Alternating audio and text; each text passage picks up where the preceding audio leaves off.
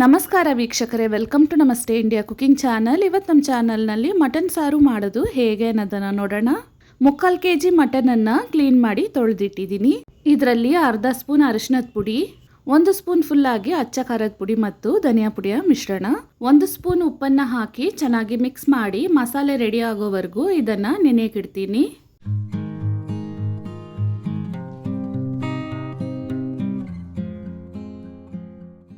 ಇದಾದಮೇಲೆ ಒಂದು mixie ಜಾರ್ನಲ್ಲಿ 1.5 medium ಸೈಜ್ನ ಈರುಳ್ಳಿ, 8 ಹಸಿರು ಮೆಣಸಿನ್ಕಾಯಿ, 1.5 ಬೆಳ್ಳುಳ್ಳಿ, ಬೆಳ್ಳುಳ್ಳಿಗೆ ಸಮನಾಗಿ ಶುಂಠಿ, 1 ಸ್ಪೂನ್ ಕಾಳು ಮೆಣಸು, 2 ಚಿಕ್ಕ ತುಂಡು ಚಕ್ಕೆ, 10 ಲವಂಗ, 1 ಏಲಕ್ಕಿ, 1 ಅನಾನಸ್ ಹೂವನ್ನು ಹಾಕಿ ಸ್ವಲ್ಪ ನೀರನ್ನು ಸೇರಿಸಿ ಇದನ್ನು ನುಣ್ಣಕ್ಕೆ ರುಬ್ಕೊಳ್ತಾ ಇದ್ದೀನಿ.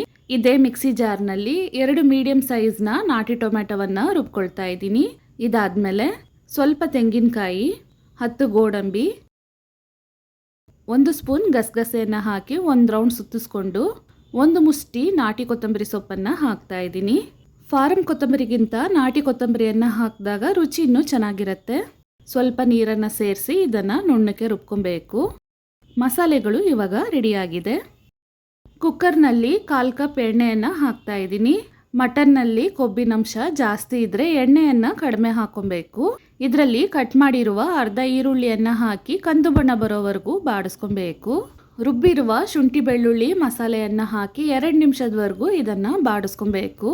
ಇದಾದಮೇಲೆ ರುಬ್ಬಿರುವ ನಾಟಿ ಟೊಮೆಟೊವನ್ನು ಹಾಕ್ತಾ ಇದ್ದೀನಿ. ಇದನ್ನು ಸಹ 2 ನಿಮಿಷದವರೆಗೂ ಬಾಡಿಸ್ಕೊಬೇಕು.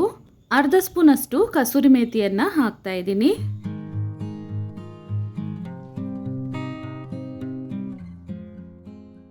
ಟೊಮೆಟೊವನ್ನು 2 ನಿಮಿಷ ಬಾಡಿಸಾದ್ಮೇಲೆ ನೆನೆಸಿಟ್ಟಿದ್ದ ಮಟನ್ ಹಾಕ್ತಾ ಇದ್ದೀನಿ.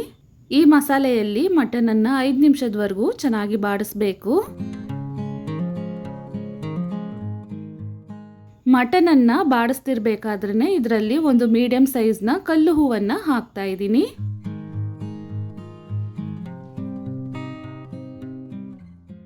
ಮಟನ್ನ ಹಸಿ ವಾಸನೆ ಹೊರಟೋಗೋ ರೀತಿ ಮಸಾಲೆಯಲ್ಲಿ ಚೆನ್ನಾಗಿ ಬಾಡಿಸಾಗಿದೆ. ಇವಾಗ ತೆಂಗಿನಕಾಯಿ ಮಸಾಲೆಯನ್ನು ಹಾಕ್ತಾ ಇದ್ದೀನಿ. ಇದನ್ನು ಒಂದು ಬಾರಿ ಚೆನ್ನಾಗಿ ಮಿಕ್ಸ್ ಮಾಡಬೇಕು. ಮಸಾಲೆಯನ್ನು ಟೇಸ್ಟ್ ಮಾಡಿ ಉಪ್ಪು ಕಡಿಮೆ ಇದ್ದರೆ ಇವಾಗ ಹಾಕೊಬಹುದು. ಉಪ್ಪು ಕಡಿಮೆ ಇರೋದ್ರಿಂದ ಸ್ವಲ್ಪ ಕಲ್ಲುಪ್ಪನ್ನು ಹಾಕ್ತಾ ಇದ್ದೀನಿ. ಮಸಾಲೆ ರುಬ್ಬಿದ ಜಾರ್ನಲ್ಲಿ ನೀರನ್ನು ಹಾಕಿ ಜಾಲಿಸಿ ಅದನ್ನು ಇವಾಗ ಹಾಕ್ತಾ ಇದ್ದೀನಿ. ಮಟನ್ನಲ್ಲಿ ಕೊಬ್ಬಿನಂಶ ಜಾಸ್ತಿ ಇದ್ದರೆ ನೀರನ್ನು ಸ್ವಲ್ಪ ಕಡಿಮೆನೇ ಹಾಕಬೇಕು. ಮಟನ್ ಬೆಂದ ಮೇಲೆ ಸಾರು ಸ್ವಲ್ಪ ನೀರಾಗ್ಬಿಡತ್ತೆ. ಆದ್ದರಿಂದ ನಾನು ಸ್ವಲ್ಪನೇ ನೀರನ್ನು ಹಾಕಿ ವಿಜಿಲಿಟ್ಟು ಬೇಯಿಸ್ಕೊಳ್ತೀನಿ. ಈ ಹದಕ್ಕೆ ನೀರನ್ನು ಹಾಕಿದ್ದೀನಿ.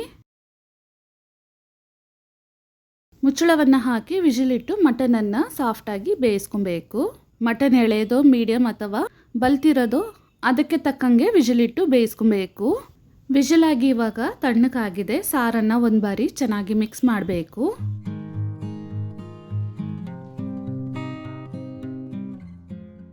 ಸಾರು ತಣ್ಣಗಾದ್ಮೇಲೆ ಇನ್ನೂ ಸ್ವಲ್ಪನೂ ಗಟ್ಟಿ ಆಗುತ್ತೆ.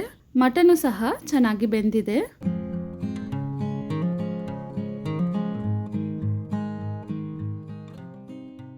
ರುಚಿಯಾದ ಮಟನ್ ಸಾರು ಇವಾಗ ರೆಡಿಯಾಗಿದೆ. ವೀಕ್ಷಕರೇ, ಈ ವಿಡಿಯೋ ನಿಮಗೆ ಇಷ್ಟ ಆಗಿದ್ದರೆ ನಮ್ಮ ಚಾನಲನ್ನು ಲೈಕ್ ಮತ್ತು ಸಬ್ಸ್ಕ್ರೈಬ್ ಮಾಡಿ. ಧನ್ಯವಾದಗಳು.